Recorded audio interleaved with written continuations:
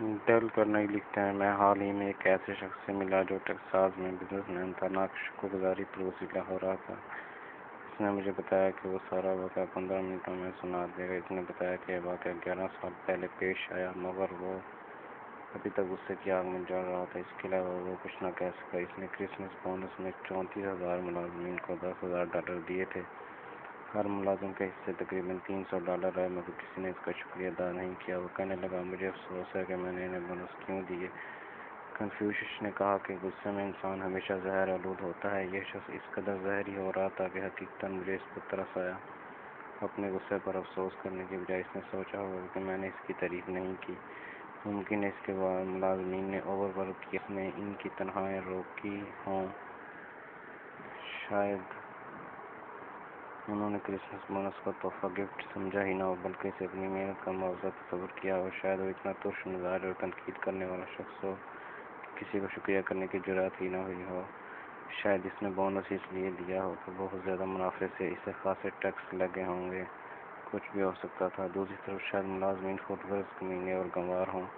شاید یہ ہوا ہو، وہ ہوا ہو۔ میں اس سے زیادہ کچھ نہیں جانتا جتنا آپ جانتے ہیں، مگر میں جانتا ہوں کہ ڈاکٹر سیموئل جانسن نے کہا تھا، شکریہ پھل کی پیداوار کو بڑھاتا ہے اور آپ اسے ناشائستہ لوگوں میں نہیں ڈھونڈ سکتے۔ میں آپ کو سمجھانا چاہ رہا ہوں کہ اس شخص نے شکریہ کی توقع تو رکھی، لیکن انسان کی فطرت کو نہ سمجھ سکا۔ اگر کسی شخص کی جان بچائیں تو کیا آپ اس سے شکریہ کی توقع رکھیں گے؟ شاید، مگر جج بننے سے پہلے سیموئل لیبرز اتنا مشہور کرائم لائر تھا کہ اس نے 78 لوگوں کو الیکٹرک چیئر پر جانے سے بچایا۔ مگر آپ کے خیال میں کتنے لوگوں نے اس کا شکریہ ادا کیا ہوگا؟ کتنوں نے اسے کرسمس کارڈ بھیجنے کی زحمت اٹھائی ہوگی؟ کتنوں نے ذرا اندازہ تو کیجیے۔ یہ درست ہے کہ ایک نے بھی نہیں۔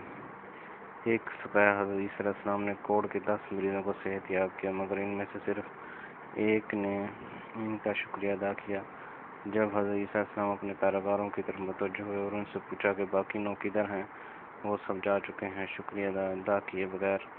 میں آپ سے پوچھتا ہوں کہ حضرت عیسیٰ علیہ السلام کے عظیم کاموں کے مقابلے میں آپ اور میں چھوٹے چھوٹے کاموں کے لیے شکریہ کی توقع کیوں رکھتے ہیں؟ اور جب ان کا تعلق پیسوں سے ہو تو کیوں کر توقع رکھی جا سکتی ہے؟ جارنس سکاف نے مجھے بتایا کہ ایک مرتبہ اس نے بینک سے متعلق اسٹاک مارکیٹ سکے بازی کے الزام میں پھنس جانے والے بینک کیشیئر کو بچایا۔ اس نے اسے بچانے کے لیے سکاف کو ذاتی رقم بھی لگانا پڑی۔ کیا کیشیئر نے اس کا شکریہ ادا کیا؟ جی ہاں، صرف تھوڑی کے لیے۔ پھر سکاف کے خلاف ہو گیا اور گالیاں بکنے لگا۔ یہ وہی شخص تھا جسے سکاف نے جیل سے آزاد کروایا تھا۔ اگر آپ کسی رشتہ دار کو لاکھوں روپے ادھار دیتے ہیں تو آپ کا کیا خیال ہے کہ وہ آپ کا شکر گزار ہوگا؟ اینڈریو کارنیگی نے ایسا ہی کیا، لیکن اگر وہ اپنی قبر سے کچھ ہی دیر بعد باہر نکلتا تو یہ جان کر حیران رہ جاتا کہ اس کا رشتہ دار اسے کس قدر گالیاں دے رہا ہے، کیونکہ وہ $3650 لاکھ لوگوں کو خیرات کر گیا اور رشتہ داروں کو صرف $10 لاکھ دے کر مرا۔ ایسا ہی ہوتا ہے۔ انسانی فطرت ہمیشہ انسانی فطرت ہی رہتی ہے اور یہ زندگی پیچھا نہیں چھوڑتی، تو ہم اسے قبول کیوں نہ کر لیں۔ رومن سلطنت کے عقل مند ترین لوگوں میں سے ایک بادشاہ مارکس آرلیس کی طرح حقیقت پسند کیوں نہ ہو جائیں۔ ایک دن اس نے اپنی ڈائری میں لکھا کہ آج میں ان لوگوں سے ملنے جا رہا ہوں جو بہت زیادہ بطونی ہیں، خودغرض ہیں، خود پسند ہیں اور سانس فراموش ہیں، مگر میں حیران ہوں گا اور نہ متاثر، کیونکہ میں جانتا ہوں کہ دنیا ایسے لوگوں سے پاک نہیں ہے۔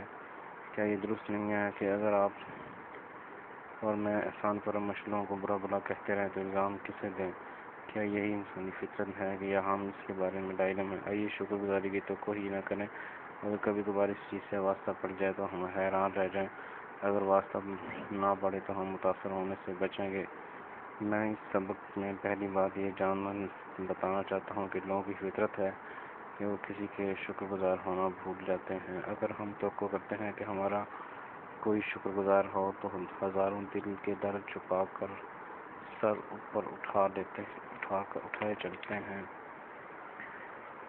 میں نیو یارک میں ایک عورت کو جانتا ہوں، وہ ہمیشہ اپنی تنہائی کی شکایت کرتی رہتی ہے۔ اس کا کوئی رشتہ دار اس کے قریب بھی پھٹکنے کو تیار نہیں ہے، اور حیرانگی کی تو کوئی بات نہیں۔ اگر آپ اس سے ملنے جائیں تو وہ آپ کو گھنٹوں لیے بیٹھی رہے گی اور بتائے گی کہ اس نے اپنی بھانجیوں کی ان کے بچپن میں کیسے دیکھ بھال کی، اس نے ان کی خسرے میں تماداری کی، انہیں کن پیڑوں اور کالی کھانسی کے دوران سنبھالا، انہیں کئی سالوں کے پاس رکھا، ایک اور بزنس کو بھیجا اور دوسری کی شادی ہونے پر کسی کے لیے گھر بنایا۔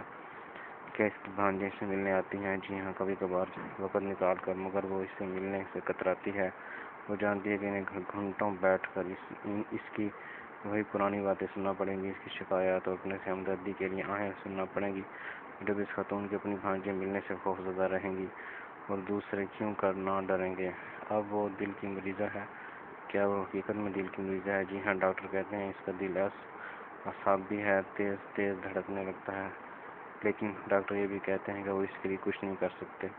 اس کی تکلیف جذباتی ہے۔ اس عورت کا علاج پیار اور توجہ ہے، اور اسے احسان مند ہونے کا نام دیتی ہے۔ اسے توجہ اور پیار کبھی نہ ملے گا، کیونکہ اس کی طلبگار ہے اور اسے اب اپنا حق سمجھتی ہے۔ اس جیسی ہزار خواتین ہیں جو احسان فراموشی، تنہائی اور نظر انداز کیے جانے کے تحت بیمار پڑی ہیں۔ وہ پیار کی متلاشی ہیں۔ اس دنیا میں پیار حاصل کرنے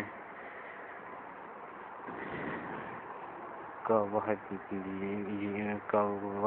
طریقہ یہی ہے کہ اس کی توقع رکھے بغیر وہ دوسروں پر پیار نچھاور کرتے رہیں۔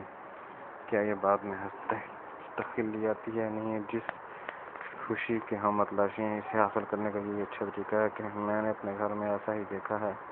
میرے باپ نے دوسروں کو خوشیاں دی ہیں۔ ہم غریب تھے، قرضے تلے دبے رہتے تھے، اس کے باوجود وہ ہر سال یتیم خانے میں چندہ بھیجتے، حالانکہ انہوں نے یہ یتیم خانہ کبھی دیکھا نہ تھا، ان کا کبھی کسی نے شکریہ ادا نہیں کیا تھا، مگر انہیں ننھے بچوں کی مدد کر کے ایک انہونی خوشی نصیب ہوتی۔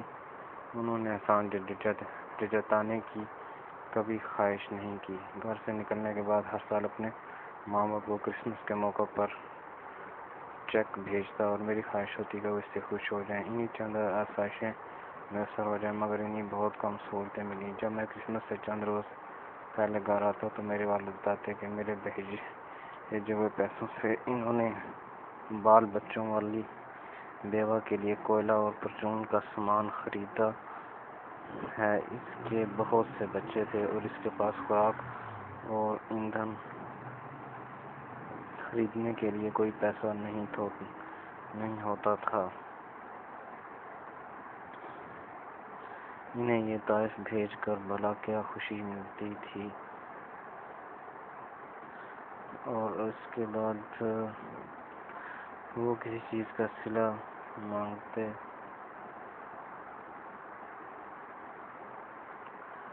ہوں گے۔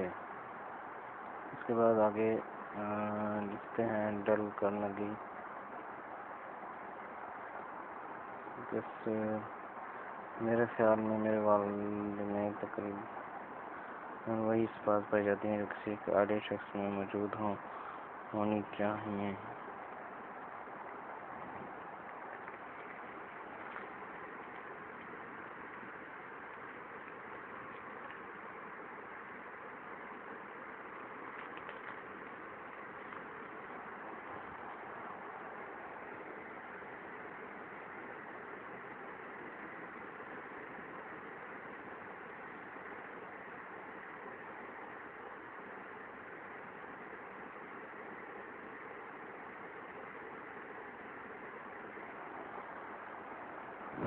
میرے خیال میں میرے والد میں تقریباً وہی صفات پائی جاتی ہیں جو کسی آئیڈیل شخص میں ہونی چاہیے۔ خوش رہنے کا سب سے زیادہ اہل شخص، ارسطو نے کہا، آئیڈیل شخص وہ ہے جو دوسروں کی مدد کر کے خوش ہوتا ہے، مگر دوسروں سے اپنی مدد مانگنے میں شرمندگی محسوس کرتا ہے۔